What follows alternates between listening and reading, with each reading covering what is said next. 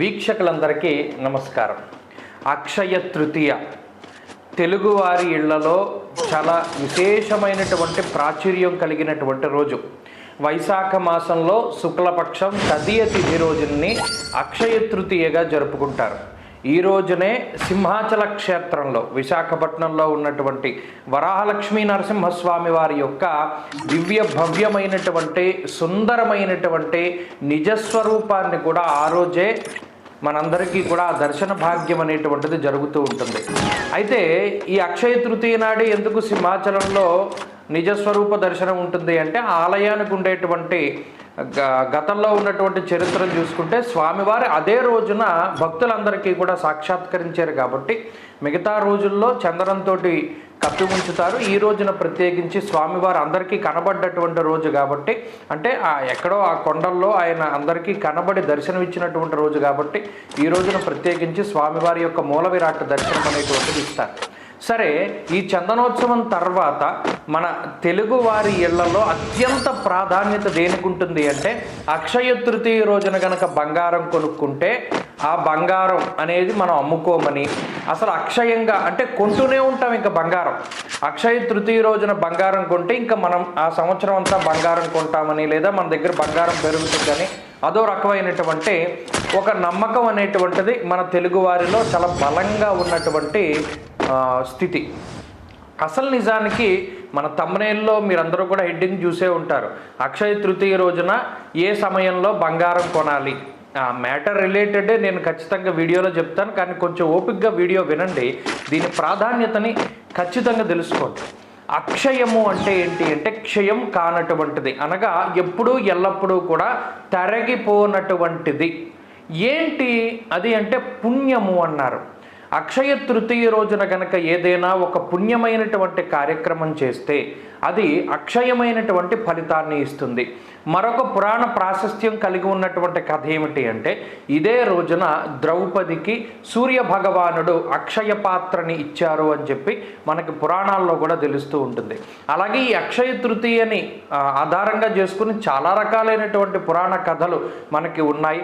అందువల్లనే ఈ తదియ తిథి రోజున ప్రత్యేకంగా వైశాఖ మాసము అంటేనే చాలా గొప్ప మాసం.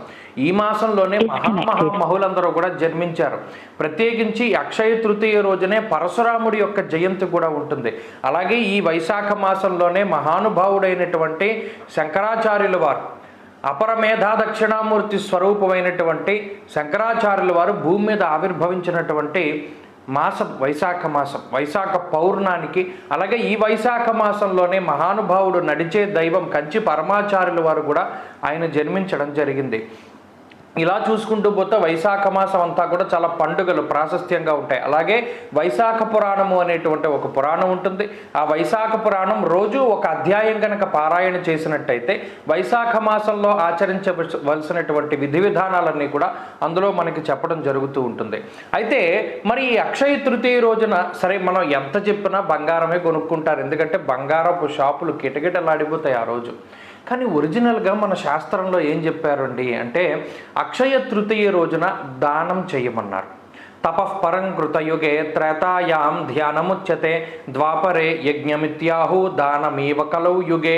కలియుగంలో మోక్షాన్ని మనం పొందడానికి అతి సులభమైనటువంటి మార్గం ఏంటయ్యా అంటే దానం. దానమీవ కలౌ యుగే, కలియుగంలో దానం చేయమన్నారు. మరి ఈ అక్షయ తృతీయ రోజున ఏమి దానం చేయాలి అంటే, ఉదకుంభ దానం చేయాలి అన్నారు. అంటే ఉదకుంభము అంటే ఒక కుండలో నీరు అనుకోండి, లేదా ఒక గ్లాసుడు నీరు, ఒక జగ్గుడు నీరు. నిజానికి అక్షయ తృతీయ రోజున ఏం దానం చేస్తే జన్మరాహిత్యం కలుగుతుందో కూడా చెప్పడం జరిగింది.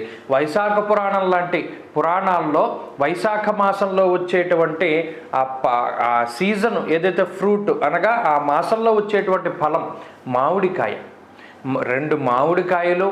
వైశాఖ మాసం అంటే రోహిణీ కార్తి, ఎండలు దంచి కొట్టేస్తూ ఉంటాయి. ఆ సమయంలో ఒక విసనకర్ర, అలాగే ఉదకుంభము అంటే నీళ్లు, ఒక చెంబులో నీళ్లు, అలాగే చెప్పులు, అలాగే గొడుగు. ఇటువంటి వాటిని ఎవరైతే దానం చేస్తారో వారికి ఆ ఫలితం అక్షయమైనటువంటి ఫలితాన్ని ఇస్తుంది అని చెప్పడం జరిగింది. నిజానికి అక్షయ తృతీయ రోజున మనం చేయవలసినటువంటి పని ఏంటి అంటే మజ్జిగ దానం చేయడము, నీళ్లు దానం చేయడము, చెప్పులు, గొడుగు, అలాగే ఈ విసునికర్ర, ఇటువంటి వాటిని దానం చేయమన్నారు. అలా గనక దానం చేస్తే వారు పొందేటువంటి పుణ్యఫలం దాన్ని మనం లెక్క కట్టలేము, అది అక్షయమవుతుంది అని చెప్పి శాస్త్రంలో చెప్పడం జరిగింది. కానీ మనం ఏం చేస్తున్నాము, అక్షయ తృతీయ రోజున అలాగే ధనత్రయోదశి రోజున ఇటువంటి రోజున మనం బంగారం కొనుక్కోవాలని చెప్పి ఇవన్నిటిని కూడా మనం సెలబ్రేట్ చేసుకుంటూ ఉంటాం. కానీ నిజానికి ఒక పండగని ఒక తిథి రోజున ఏ విధంగా చేసుకోవాలో మన శాస్త్రం చక్కగా క్షుణ్ణంగా చెప్పడం జరిగింది.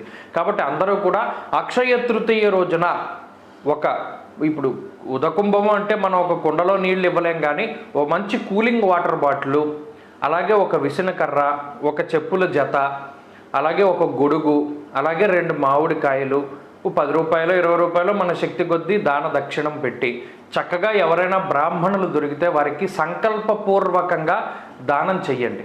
అలా గనక దానం చేస్తే, లేదు నిజానికి ఇవి ఎవరికైతే ఉపయోగం ఉన్నదో, అంటే చాలామంది ఇబ్బందులు పడుతూ ఉంటారు ఇళ్ళు లేక అవి లేక, అటువంటి వారికైనా సరే ఎండలో తిరిగేటువంటి వారికి నిజంగా అవసరం ఉన్నటువంటి వాళ్ళకి గనక ఇవి దానం చేసినట్టయితే అక్షయమైనటువంటి ఫలితం వారికి లభిస్తుంది.